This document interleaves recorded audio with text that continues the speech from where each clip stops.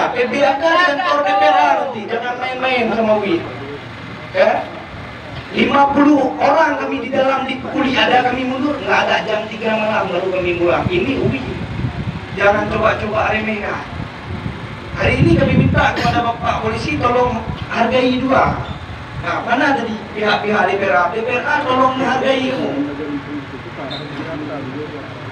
Sehingga kamu bersabar masa, kamu bangun konsolidasi apa betul-betul kamu duduki. Ayo, anak utang, anak utang. Ya kan? Bikin pagi bang, kamu diminta bang, demo BBM, nah kamu belum, kem, ya wih, biar mati. Ya kan? Anak pujo ya teh, ngeluluk-uluk wih nana diri.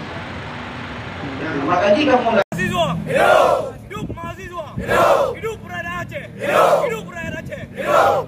Kami, mahasiswa UIN Araniri, mengajak seluruh mahasiswa UIN Araniri yang ada di seluruh penjuru Aceh dan seluruh mahasiswa yang ada di penjuru Aceh dan seluruh elemen masyarakat yang ada di Aceh mengajak untuk sama-sama kita menduduki gedung DPRA, gedung rakyat Aceh ini, di mana hari ini hak-hak daripada rakyat Aceh, butir-butir MUU Helsinki, UUPA, dan penjabat Aceh hari ini sudah memperkosa hal tersebut.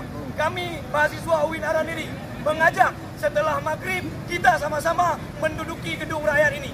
Gedung ini adalah gedung kita bersama, hak-hak kita diperkosa, mari kita memperjuangkan itu bersama. Hidup rakyat Aceh! Hidup! Hidup rakyat Aceh! Hidup! Sekian dan terima kasih. Wassalamualaikum warahmatullahi wabarakatuh. Waalaikumsalam.